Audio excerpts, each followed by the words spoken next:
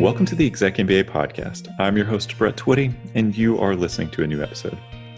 So on today's episode of the podcast, we return to a frequent topic of conversation here on the podcast, entrepreneurship. And we welcome Executive MBA format graduate Peter Webb to the podcast to talk more about his business, Grow.DC. Peter is a graduate from our Executive MBA class of 2019, and we recently connected via Zoom to talk more about his background, how he decided to pursue an MBA, and what he has been up to since graduation with his venture, Grow.DC. I think you're going to enjoy this conversation, so without further ado, here's my interview with Peter Webb. Peter, welcome to the podcast. Well, thank you very much, Brett. It's great to be here today. It's great to have you here. Before we get into the meat of everything that we're going to talk about, lots to cover today. Before we get there, just want to check in and see how you and your family are doing at this time. Y'all hanging in there? You know, I think it's a challenging time for everybody. We actually had our third kid during the pandemic, so we've been learning how to really manage our time better and make sure that we take care of the kiddos, we take care of our startup, and mainly take care of ourselves and the people around us. All right. Baby number 3. How's everybody doing? Everybody feeling okay? Doing okay? Everyone's doing great. Mom is doing fantastic. Claire is absolutely incredible. But the boys, she has 2. So our youngest is a girl, and she now has 2 older brothers who love her dearly. Every morning they go running into her room and try to give her little kisses on the head and play with her as much as possible. So it's been great to see how all 3 are flourishing together. Well, great. Great to hear that. Congratulations on the good news and the new addition to your family. We tell prospective students all the time that certainly while people are in the program, life continues apace, and of course, certainly after the program, things continue to happen. You've got a number of updates to share here. We're going to talk about your new business venture, Grow.DC. But before we get there, let's learn a little bit more about you. So, for our listeners, tell us a little bit more about your background and what you're doing currently. So before I came to Darden, I was a Army officer for about 10 years, served as a Special Forces commander. So spent a lot of time overseas working with small teams, working with local governments, working with local communities to try to make a positive impact on their area. From moving on from there, my wife and I decided that we wanted a little bit more of a stable life for our children.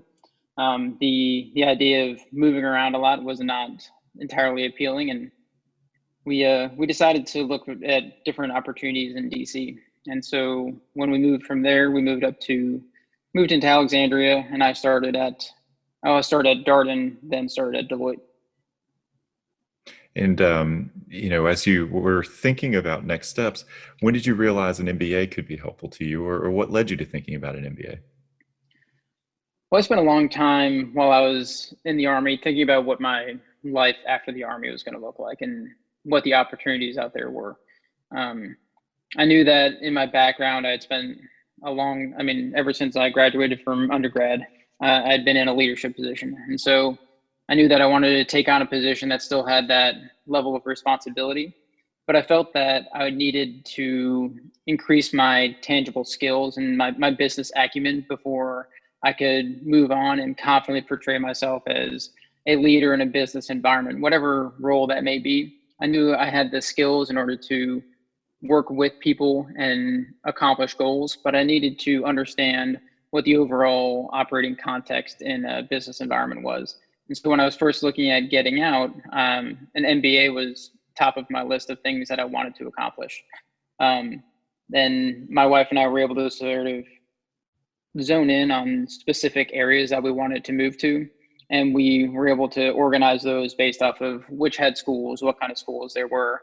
I was a little bit biased. I went to UVA for undergrad. And so looking at Darden was probably top of my list. And so when we found out that there was a program in DC, that almost made the decision for us, just being able to go into that job market as a transitioning veteran, as well as have that level of education right next door.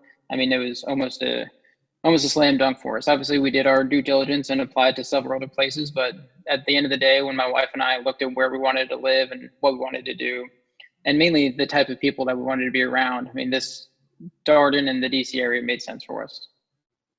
Yeah, and that's certainly a familiar story. I think it helps to know UVA from a prior educational experience. We certainly have a number of double who's in the program, Yes. as they are known. Of course, the Hmm. Wahoo is yet another way of referring to UVA student alum. For those of you who are just learning about the University of Virginia. Um, so one of the things that we oftentimes hear from military candidates is they're really not sure where to start the transition process. How to figure out what they can do and where they might go, and does an MBA make sense? You have any advice for people who are kind of in that, thinking about separating or planning to separate and trying to wrap their head around next steps? Absolutely. I mean, I do that as my outreach back to the special forces community. Is any guys who are looking to transition out, I always try to give them my perspective. And I think the biggest piece of advice that I give them is that what you move into does not have to be your forever. Find something that is interesting, something that motivates you to work in the same manner that you did when you're in the service, but keep an open mind to where in maybe 12, 24 months, you'll realize that either this is right for you or you'll find something that is right for you, and you can pivot into that. I think being in the military, we're very much locked into that idea of a promotion structure, and there's a singular line towards the command or to promotion, and that I guess rigid structure then goes into our mentality. But when you get out, there is no rigid structure. There's the opportunity to take on whatever challenges that you want to take on, and really the freedom to pursue things that you would have never really thought possible before. I mean, I can tell you for sure that back in 2016, when I was first looking at transitioning out, I never thought that I'd be opening a vertical hydroponic farm inside DC. And so when you look at what I'm doing now versus what I thought was on the table, this wasn't even there. And so I think being able to have that open mind, but approach getting out with an intention to find something that is initially interesting, but being able to look for other opportunities as well. One of the things that I heard, and just what you were talking about, is you're having conversations with people who share your background, come from the special forces community. It seems like you probably would also encourage people to do a little bit of networking too, and have conversations with people who've come before and taken this step. And that there is, I don't think you can quantify how important networking is and being able to talk to people. I always caution people telling others like this is the right way of doing things. I think the only right way of doing things is the way that works for you. I tell people my story, but I always caveat it with this is my story. This is what worked for me. I'm sure that there are pieces of my transition story of me getting my MBA, me going to Deloitte, me going to starting a company that would be interesting to you, but each individual is going to have to cobble that together themselves in order to make sure that they find something that is fulfilling in their own mind. Yeah, and just having those conversations, hearing about the diversity of paths. You make such a good point about this not having to be a forever decision, right? Your first job, the first thing you do, it's just where you start. It's not Right. necessarily where you have to end. And that's a great point. As you came into Darden, like for all of our students, I think we stress this with prospective students all the time. Everyone has learning curves. There's always things that are either new to you in terms of subject matter or just balancing work life and school. For you, what were the biggest adjustments, or what was the biggest adjustment? So the biggest adjustment for me was definitely managing my time properly. So coming into Darden, had just transitioned out of the military. We had a 9-month-old son, and then I had just started at Deloitte as well. So essentially, a lot of new things happening in life at the same time.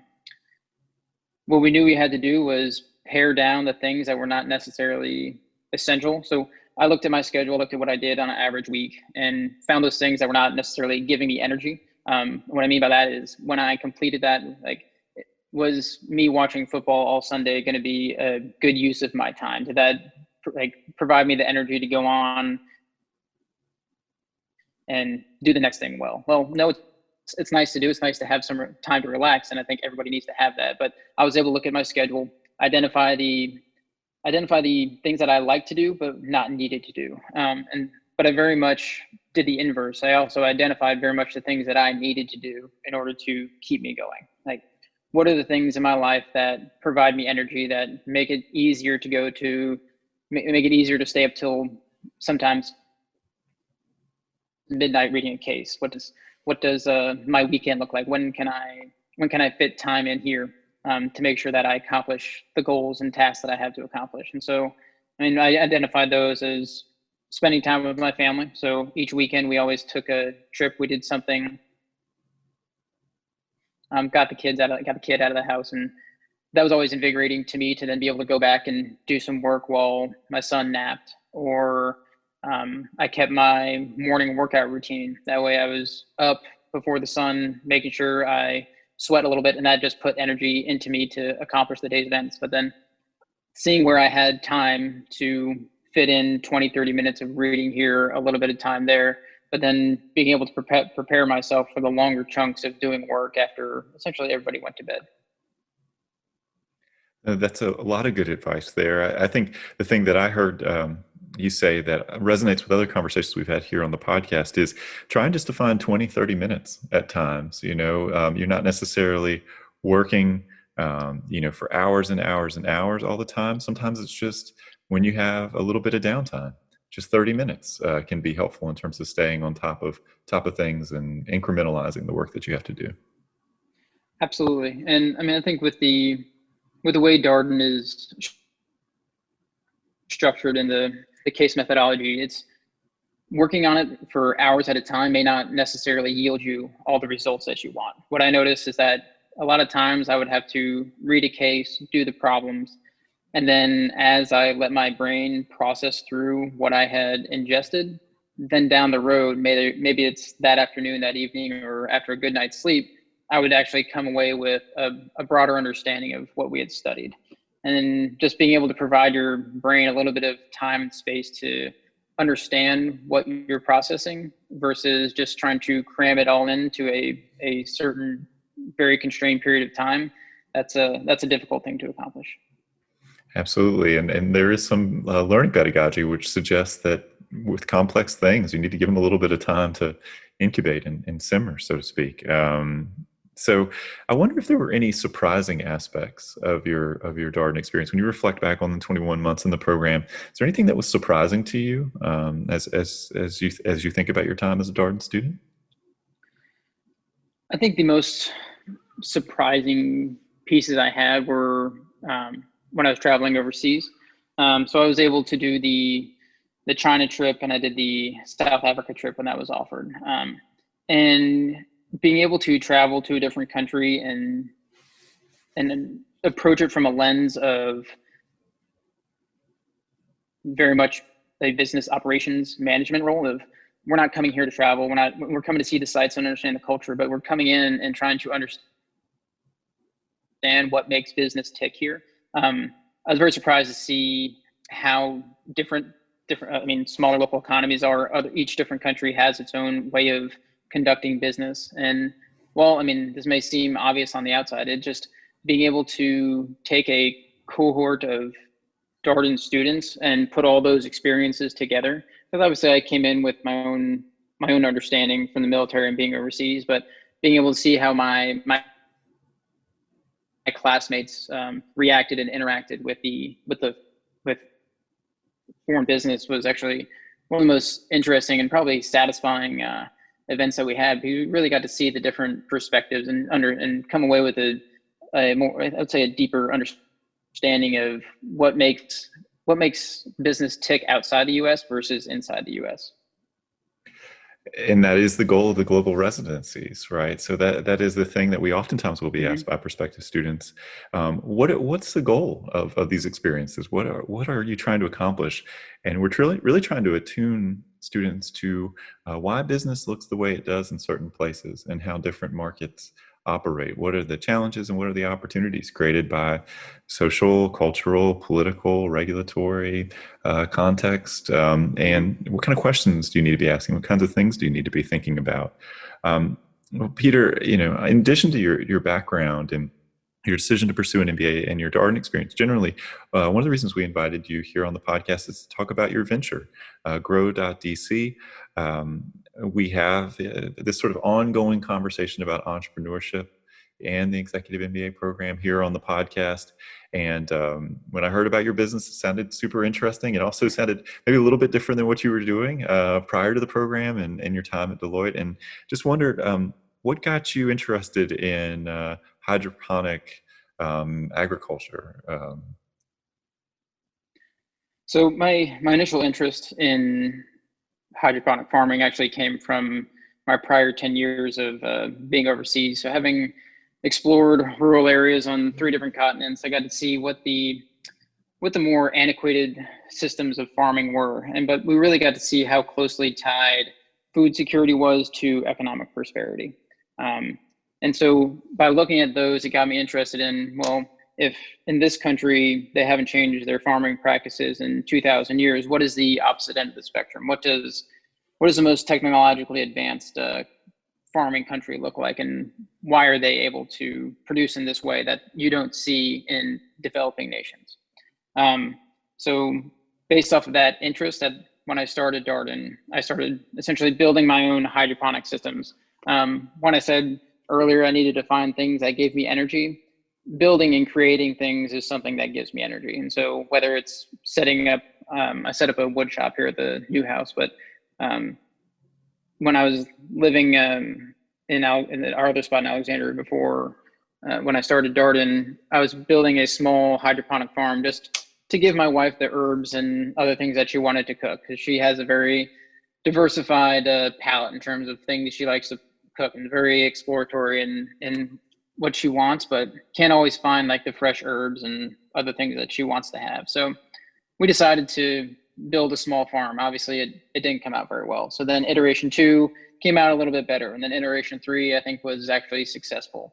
But while I was at Darden, it got me thinking of, well, if I could build this and it's very productive inside my house, how could I build a larger enterprise that would have actually affect food security on a larger scale? And so that got me interested in what the current hydroponic food market looks like. And when you look at the hydroponic food market, especially after COVID, I mean, it is growing rapidly. I mean, there are some estimates by 2026, it's going to be a $12.7 billion industry with about a 24% CAGR. And so when you look at it, there's a lot of investment going into it right now. And people see that you can produce a lot with not having to use a ton of space and without having to have your produce travel very far. But when I thought about how I was going to approach the market, I mean, I have a background in small team leadership, essentially, and then couple that with the amazing business acumen and business understanding that I got from Darden. How do I combine these into an organization that is, I'd say, flexible, scalable, and actually provides a community impact? And so what we've developed is a modular hydroponic farm that can be put into a urban area and serve those directly in an urban area. So our whole goal is to bring the harvest all the way down to the point of sale. And so what we've developed is a methodology to where we can grow inside an urban area, but then deliver the produce still live to consumers in a couple of different models, whether that's we go to small markets, to restaurants, or directly to consumers through a mobile farmers market that we have building right now. And so being able to have that modular and flexible farming, we can now operate in the areas that I would say larger farms don't necessarily have the ability to serve. Larger hydroponic farms tend to grow in 100,000 to 150,000 square foot warehouses. They package and then put their produce into a distribution chain from there. But what we're trying to do is bring the distribution chain all the way down to where the consumer is and give them the highest quality produce at a very comparable price. By growing directly where people are, we can actually give them a little bit more food security and resiliency. because we're not going to be dependent on any supply chains moving forward. Everything that we do is housed within the urban area.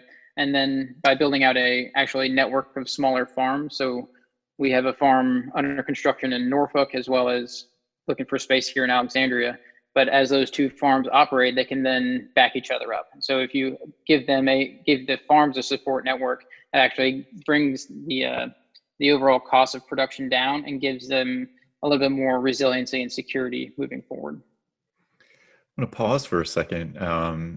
Hydroponic farming may be familiar to some of our listeners, maybe Yes. not necessarily all of our listeners.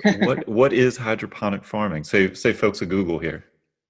So instead of having to Google this, it's hydroponic farming is the practice of growing produce without the use of soil. The specific version of hydroponic farming that we do is vertical aeroponic farming, which means that we take a seed and we put it into a substrate. And so that's just it's something that mimics the composition of soil, but without having to actually put dirt into your system. And that way the seed can germinate over 3 to 5 days. And then that seed and then the substrate are put into a system where it's fed artificial light, and then it has a water nutrient dose misted to the roots. What this allows you to do is essentially put a farm wherever you can have an outlet. And so I actually turned half my basement, to my wife's chagrin, into a farm as a test model. And so we were able to grow in very customized locations, but also we tend to get a much higher yield per square foot than you'd see in a traditional farm. One of the great advantages of hydroponic farming is that you provide the plant the best possible scenario for its growth. We're not adapting the plant or changing it in any way. We're just providing it the optimal light, the optimal nutrition on the optimal timeline. And that way you actually get a much faster growth rate than you would see in soil, because there's never a cloudy day, there's never too much rain. We also don't have to use any pesticides. We don't have to treat it with anything. We always like to say it's 65 degrees and sunny in our farm, just because that's the way we set it up, and that's the way the plants have been reacting the best. But we are focused on a set of it called, so it's controlled environment agriculture, or CEA, to where you create a small contained environment, and then you set the parameters within that environment. So you set the temperature, you set the humidity, you set the light, you set the water, and then you're able to grow inside that room, or inside that container, inside what we have is a converted department store basement that we're working with. And you're able to see much higher yields out of those small spaces, but then be able to be very flexible in what you grow, when you grow, because we don't have to worry about seasonality. We don't have to worry about freezes. So it's a very exciting time to see what the future of produce is going to look like inside urban areas as urban populations continue to grow. Certainly a lot of conversation here in the Washington, D.C. area over the past few years about food deserts and access to food. As you note, a lot of these conversations have been accelerated by COVID-19 as supply chains were disrupted. What originally got you interested in this idea of food scarcity and resiliency? Because I think that's it certainly sounds like that's at the root of your business model.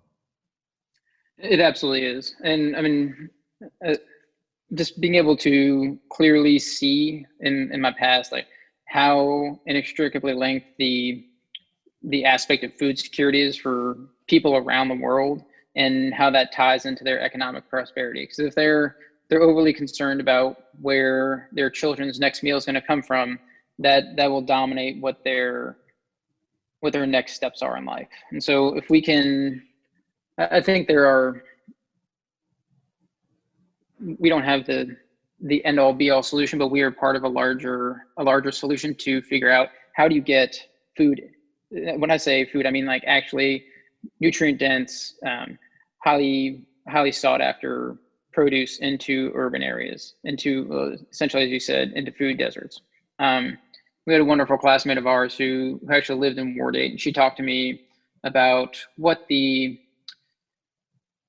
what this situation actually looked like in a food desert. Because I mean, I would say most people who go to Darden don't live in those areas, and so by getting to see what her actual perspective was living there, it got me thinking of, okay, if I'm going to build a company that's focused on doing hydroponic farming, I don't just want to cater to a specific group of people. I want to have something that has the flexibility to get in and actually create security for people by giving them the opportunity to buy food whenever they want it, but not just buy food at a place that is comparable to where they'll find anywhere else. And for those of you who are just learning about the Washington, D.C. area, D.C. itself is divided into wards. So take a look at a map as you kind of understand the development of the city. Certainly, this has been an ongoing conversation in light of COVID-19. Certainly, with the strain placed on grocery stores around the country, including here in the Washington, D.C. area. So. One of the things, Peter, that it struck me as interesting about your story is that, and I wanted to ask about here is, did you imagine that you would launch your own venture when you came to business school? You talked about you sort of took this role at Deloitte, and now you're doing your own thing. Is this something you saw yourself doing? Initially, when I joined Darden, no, this was not my path. This was nothing that I had set out in front of me. I would say after my first year at Darden, I got to sort of sit back and talk with my wife in terms of what our future looked like. What was it about my job that gave me satisfaction? I mean, I had a lot of job satisfaction in the Army, but when we decided to move on from that, I wanted to find something that was essentially equally that helped. I would say help me out in terms of making sure that I had job satisfaction to take care of the family and everything else. I mean, I think being happy in my job was inextricably linked to my happiness overall. But while the consulting world was great to go into, I think there was the one aspect that I missed overall was having essentially a tangible output of what I was doing. I very much liked working with my hands. I mean, I've always been a builder. I've done construction on my own homes. I feel like being able to put my hands onto a problem and figure it out was where I would have the best success. And so when we were talking about possibly going down the route of an entrepreneur venture, because we had started talking about this farm, we'd started talking about what it may look like. My wife very much realized, like, well, when you talk about this, you get so much more animated. You get so much more excited about the possibility of it. And I mean, I noticed that she's absolutely right. Like when I talk about the farm, or when I'm actually in the farm, growing plants, taking care of the systems, and out working with some of the customers that we have around DC, it brings me a lot of energy. And so when we talked about that, when I saw that, that's when I essentially shifted my focus, and I wanted to put everything I had at Darden. So for at least my second year of, okay, every class that I take, every conversation that I have within this, how does that then affect me as an entrepreneur? How does that affect my mindset? How does that affect the overarching construct of the company? How does that affect the mission of the company? And so by shifting our focus, I was able to really adapt like what Darden meant at that particular time. Because I think everyone who is at Darden, they're not the same person coming out as they went in. I mean, you're always going to look back and you're going to figure out what you learned by seeing what you did. And like the biggest takeaway for me was that I needed to have something that I could do and put my hand on, but also created that overarching impact on the area that I was looking for. A lot of good points there. I wonder, what does success look like for you with Grow.DC? When you say, it could be 1 year, it could be 3 years, 5 years. Just what does success look like?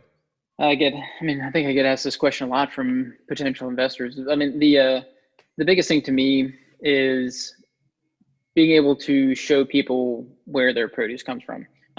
I know the way we've designed our model, we're not going to be the largest player within the hydroponic agricultural space, but we've clearly identified a marketplace that is in demand and people want to have it. So it gives a much more personal relationship with people to where their food comes from, because there's I don't necessarily know how to describe it, but I mean, there are plenty of people who specifically during COVID have gone out and started their own farms. And there's a deep satisfaction of being able to harvest a piece of produce in front of you and then consume it. It gives you a better feeling about your food. It gives you a better feeling as to the security of your food. So I would say success to me would look like having a greater understanding of people, our clients throughout the DC area, appreciating that the farms that we have developed are helping out their community. And so being able to show that by consuming this produce, you're actually helping your community and being able to have a little bit more resiliency, but also just promoting a healthier lifestyle for most people as well. There's some suggestion, certainly amongst chefs and food writers, that we have lost touch as Americans with where our food comes from and also what it takes to create like a vegetable or a fruit, all the amount of time and effort and care and attention that we would be better served by being much closer to this process. I imagine you have an opinion on that, Peter. Oh, absolutely. I think my appreciation for the produce I consume. I mean, now I grow everything that I eat in terms of vegetables. My grandfather had a farm growing up, and getting to see how hard it was to work the land, how much time, effort, I mean, actual blood and sweat that went into it. It's a tough thing for farmers who are thousands of miles away to tell that story to people who are then consuming their lettuce or their tomatoes or anything.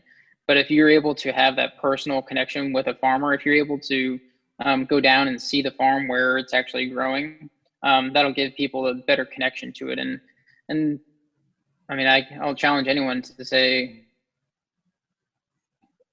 the piece of produce that you harvest out of our system is probably gonna be some of the best tasting, highly nutritious food that you'll ever taste. I mean, there's a significant difference as to eating something that's been packaged and processed versus something that you're able to harvest right in front of you.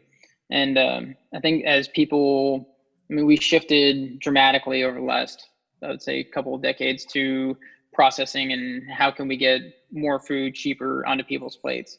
And I think people are starting to realize that, well, maybe this isn't the best thing for my body, and how do I find options that'll increase my productivity by eating things that are better for me and allow me to think and work better. We had another executive MBA program alum here on the podcast, Hunter Hopcroft, and he talked about what this particular moment potentially meant, everything going on in the world meant for locally sourced fruits, vegetables, produce, livestock, that we kind of moved in this very centralized, aggregated world when it comes to food processing, and perhaps we're seeing some of the vulnerabilities that creates. And I can't help but think about that conversation as I hear you talk about this, Peter, this sort of processing that's happened all across the food chain.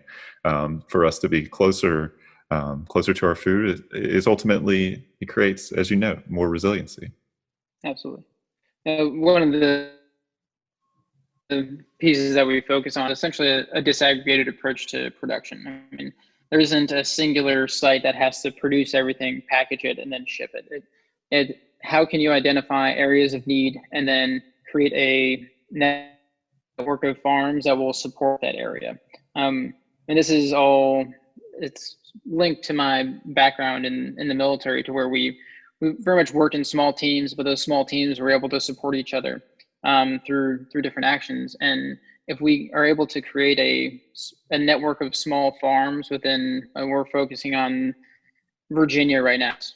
Where can we put farms into Virginia that will be best supported by the local community, but also be able to support each other farm and increase that essentially sustainability of each one of those smaller farms. And so, as you said, there's that drive to go local for so many things is only going to increase as you see urban populations continue to drive up. And if we start gaining traction and showing people where this is, what's possible, that's where you'll really start seeing people change their mentality of, well, if I could get produce from the supermarket, that's fantastic, and I'm going to keep doing that. But maybe there is a section of the population that does want to really hone in on where their food comes from, because it'll give them that peace of mind and that security and that understanding of what I'm eating is really going to give me the best possible output. So how did you identify Norfolk as a second potential market for your company? We had just been talking with other people. Essentially, I kept a very open mind in terms of different opportunities. And then when we got introduced to the folks down there, we thought that would be just a fantastic place to expand to and really build out a larger modeled farm. And Norfolk has its issues just like DC has its issues. I mean, they have food deserts. I mean, I think any urban area like what we're building does not have to be just a DC problem. I mean, this is a problem that you can find in just about any urban area, but by applying our modular farm solution, we believe that we can actually affect change regardless of the area. There's also an argument that in rural areas and outside of cities, you also run into these same issues. Sometimes you're closer to farmland and sometimes you're not. So seems like there's a lot of potential here. What's next for Grow.DC? Obviously, it sounds like you got some things underway in Norfolk. What are you working on next? So we are building one of our larger sites in Norfolk. We looking to bring on a few team members down there, some farmers and some site managers. But like as of right now, we are focused on what our clients want. And so we have a couple of clients here in the DC area, and making sure that what we're growing and how we're providing produce to people is really what the market wants. And is that, are we growing it in a manner that is sustainable as well as meets what we believe the future needs of that area are going to be. Also trying to just identify how flexible can we get with our live harvest produce. My idea is that wherever a customer is, we should be able to get them a live head of produce. And whether that's through a delivery model, our mobile farmers market, or getting shops that are in food deserts to host some smaller farms, I think there's a good opportunity to do as much market research as possible before any kind of significant scaling comes into effect.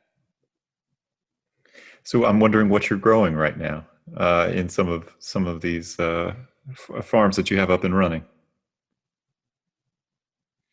So right now we've been growing, a lot of leafy greens.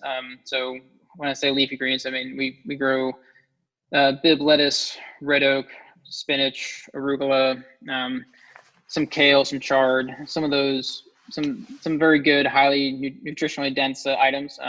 Other ones, bok choy, have been very popular. I started essentially one garden of herbs, so a couple different kinds of basil, like Genovese basil, Thai basil. But we're also experimenting a little bit more with vine crops and how can you get a vine crop to be in a more modular farm setup. And there's some fantastic companies out there that are growing tons of tomatoes underneath the greenhouse systems. But I set up a small farm in my house that grows tomatoes year round. I've had one tomato plant that probably kicks out 3 or 4 pounds of tomatoes every week for the last year and a half. And so it's been great. Just being able to have tomatoes on demand, and then being able to see what the difference in flavor is from the tomato that comes off the vine versus the one we get at the store has been incredible. So we also grow a wide variety of microgreens. Microgreens are a great product in my mind that people don't really know much about. But essentially it's that it's that second phase of growth after you get from the sprout phase into the microgreen phase is where a plant is just coming up. And it is a very nutrient dense stage of growth for that plant. So you can see an entire mat. We have a fantastic supplier who gives us these bamboo mats, and instead of having to grow in soil or anything that requires a lot of maintenance, we grow in like a sustainable bamboo mat that you can then grow for 8 to 14 days and get a very delicious nutrient dense product out of it.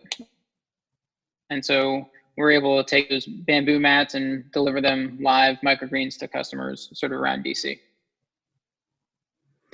Well, that's incredible. As you were describing the tomato plant, I have these memories from my childhood. My grandfather would have tomatoes, but really in the summer, right? Because that's a common time when the tomato plant really seems to thrive. And I was thinking about what you were saying about basically having year-round tomatoes from this indoor environment, and in light of climate change and just what's going on with our overall ecosystems, that they're currently changing and being disrupted as well. Seems like there's a lot of potential as well, given some of the environmental factors here.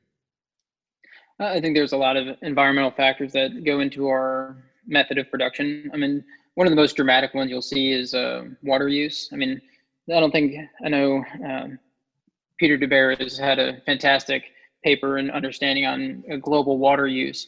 But one of the things that we notice is that through our growing methodology, we use up to about 95% less water than you'll see in traditional farming, because everything we do is on a recirculated water system. So as our plants are watered, then that water is recaptured, cleaned, put back into a reservoir, and then reused with a proper nutrient dose for that specific plant. So just by being able to recycle, recap the water, you're seeing a much greater improvement of efficiency there. Also, because we do vertical farming, we stack up to about 5 or 6 levels high. And so when you come into a room, it's not just a single square foot. You have a single square foot multiplied by 6 or 7. I mean, there are some amazing companies up in New York that they get up to about 26 levels high. I mean, they have some amazing production capabilities. But also looking at the distance to which our produce travels. I mean, everything that I sell right now is usually either in the same zip code or a zip code adjacent to where the farm is. And that way you can look at the trucking miles, the aircraft miles, anything that your produce does not have to travel is then essentially in my mind a win for the environment as well. I just think that there's a lot of good opportunity to affect climate change by changing the way we produce overall. I think there are a lot of people who would agree with you that agriculture has drawn a lot of attention recently as part of this conversation. So one last question for you here. It's been fascinating learning about your business, and thanks for answering all of my questions about Grow.DC and sharing your background. I wonder, what's your pitch as to why Darden when you talk with prospective students? Why this particular program? I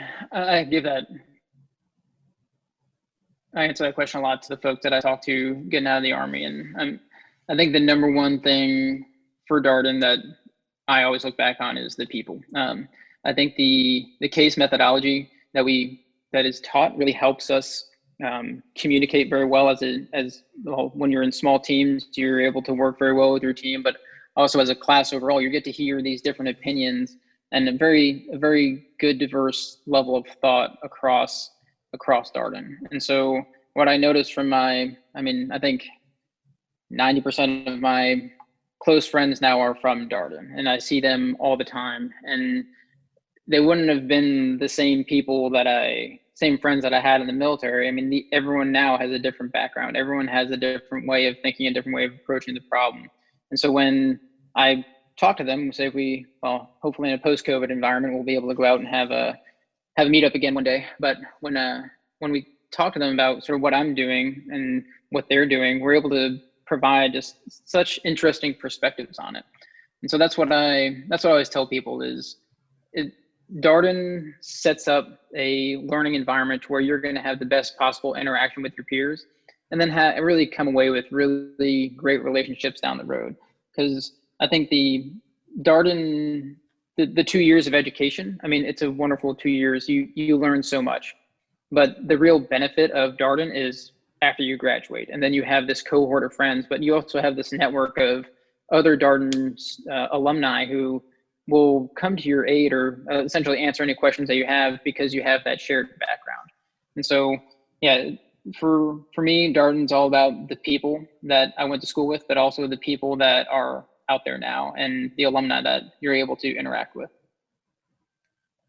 Peter, I want to thank you for your time today. It's been great talking with you. Great to catch up. Would have loved to do this in person, but that's just not where we are right now. But congratulations on your business. When I saw a post about it on LinkedIn, I was like, we got to get Peter on the podcast. We got to talk about what he's up to. And it sounds like things are going well. So good luck, and I hope you and your family stay safe. And thank you so much. Oh, thank you, Brett. It's been great chatting with you, and I really hope to see you in person soon.